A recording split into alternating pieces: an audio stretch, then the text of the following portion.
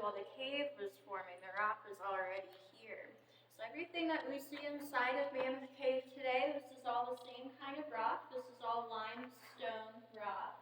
And it was deposited here over 300 million years ago. This part of the country, the continent, was a little bit closer to the equator. So it was under a shallow tropical ocean. Now this rock was blown to that ocean floor, where there's lots of sediment, but also lots of calcium-based organisms swimming around in that water. As they died, they settled down to the bottom of that ocean floor and hardened over time to make this rock that we see. You can tell, especially if you check out the wall over here, you can see a lot of that horizontal layering of that floor, that ocean floor. So just over a very long time, lots of sediment solidifying to make the limestone rock here. And then, after the continent was a little closer to the equator, we have shifting, lifting, and drifting. It's moving further up to where we are now, and that water was receding.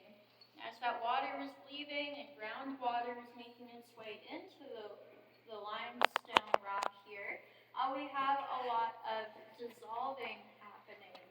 That water was just acidic enough to dissolve the limestone away, creating these passageways that we get to walk through today. And the large passageways that we have would indicate that it took a pretty long time for the water to do this, right? So now we have these mammoth-sized rooms and passageways to walk down into, giving us that name, Mammoth Cave. No mammoths were ever found inside of this cave, just that adjective of mammoth, very, very big. And inside of the rotunda, of course, we see something pretty peculiar down here in the middle, right? Any guesses what this could be of? I would guess these mining with limestone, maybe gold. Close, yeah, they were mining. So when John Hutchins made his way into the cave, he had to actually crawl through the passageway that we just walked through. It would have been a little bit shorter for him. And as he was making his way through, crawling on his hands and knees looking for that bear, he probably wiped his forehead or wiped his mouth with his hands, and they're covered with dirt.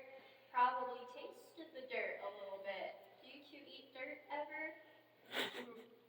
No, yeah, that's silly. But John, he may have tasted that dirt just a little bit, and it would have tasted kind of salty and kind of bitter, indicating that there are nitrates in the dirt inside of the cave. Nitrates, if you know how to extract them properly, you can get something called saltpeter. You all know what saltpeter is?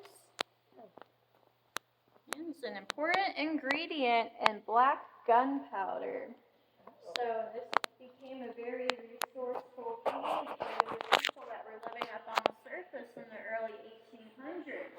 They needed a lot of black gunpowder to help hunt for the food for their families, also to help defend their families too, because they were living out here in the Wild West at the time.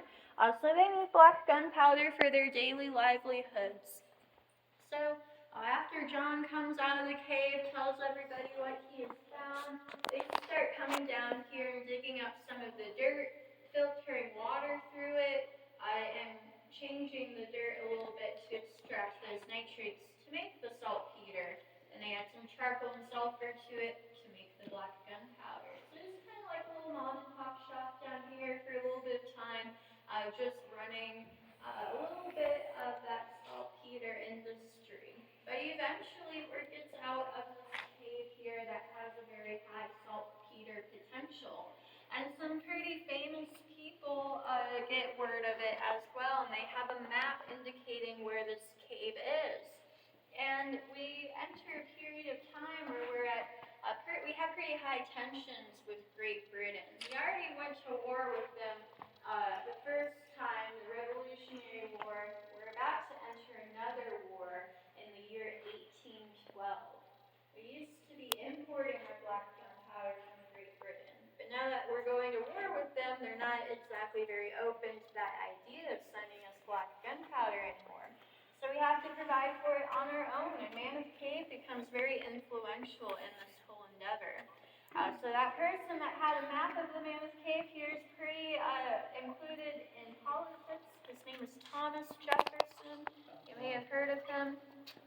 He knew about this cave, and he also knew of a Frenchman, an immigrant from France, that had a chemical company. His name was E.I. DuPont.